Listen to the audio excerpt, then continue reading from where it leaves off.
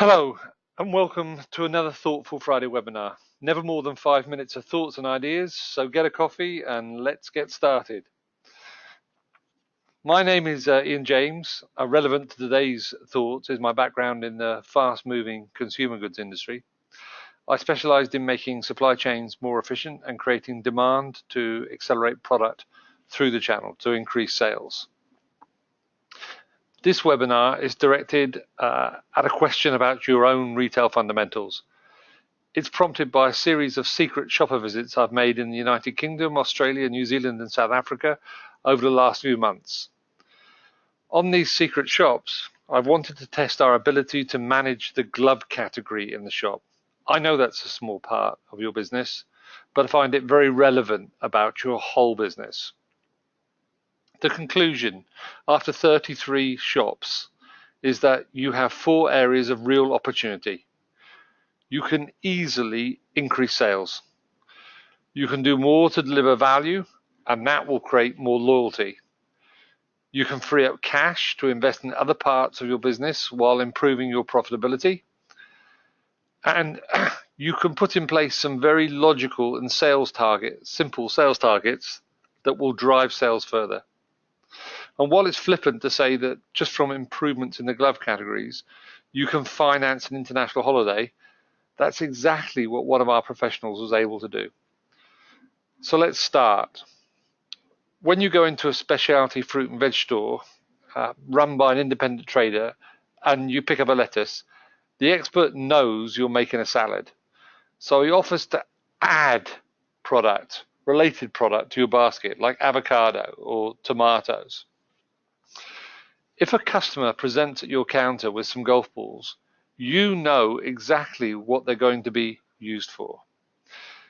Yet, in 25 secret shots, in not one of the transactions was I offered the opportunity to buy a golf glove as I presented my golf balls. They just took my money at the counter. Gloves and balls go together.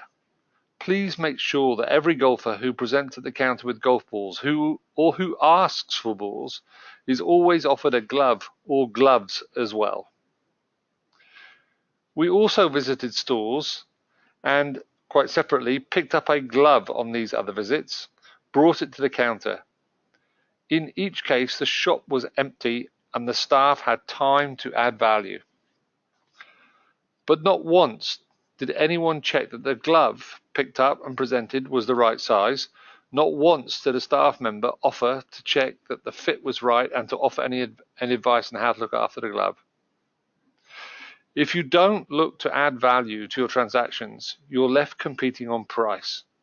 Your staff are experts who can help golfers get a better solution. That means a glove, in this case, that fits precisely and lasts longer.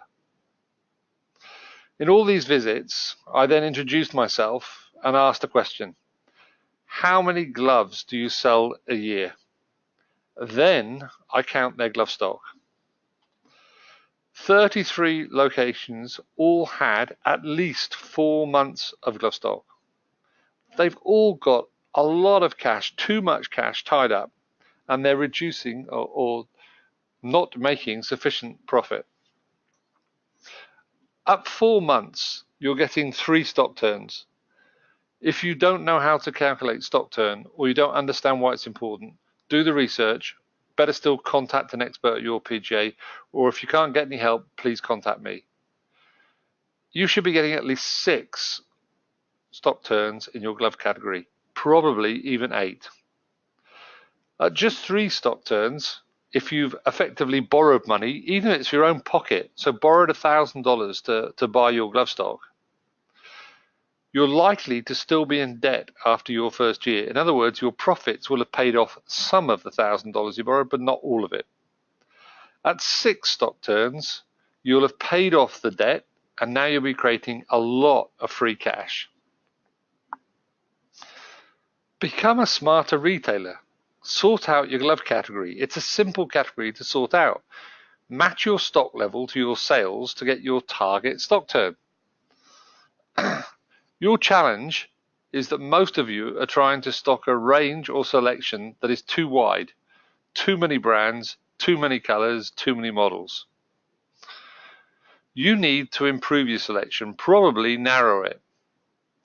4 ways to make those improvements. Identify for each model what's the lowest stock level possible and for each size without risking running out of stock. Now, if you've got to do that for every model and size, it's certainly easier with less models. It's easier to count, it's easier to see where you are, and it's easier to get it right. Make sure your brand partner or partners, but I can't see why it needs to be more than one, is committed to your stock turn goals and is willing to put in place processes to help you achieve those goals. They must be able to deliver immediately when you place orders. In some countries that's 72 hours, but others it's 24 hours, but whatever it is, in whatever country you are, drive for the very best without having to incur carriage costs. Look for support for weekends where they deliver to you a full range of models and colors, and you can then promote a rainbow weekend and sell lots of gloves, then return those you haven't sold.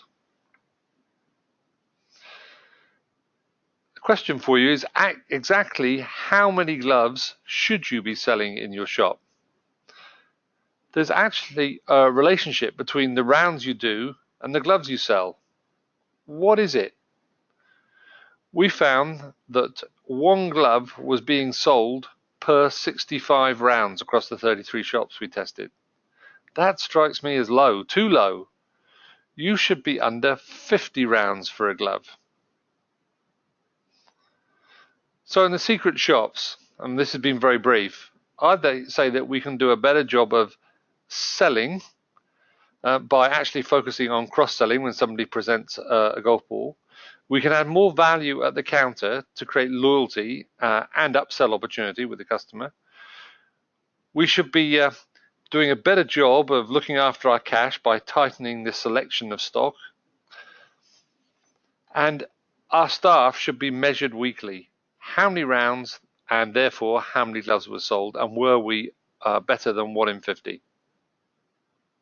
This conversation has been about the glove, but I hope it provokes more thought for you about your whole shop and how you can better. Join us on Facebook, follow us on Twitter, and if you have any questions, please reach out to me. And I'd love to hear your thoughts on, was this webinar too simple? Did it offer any value? Did I rush through too quickly? So thanks for listening and goodbye for now.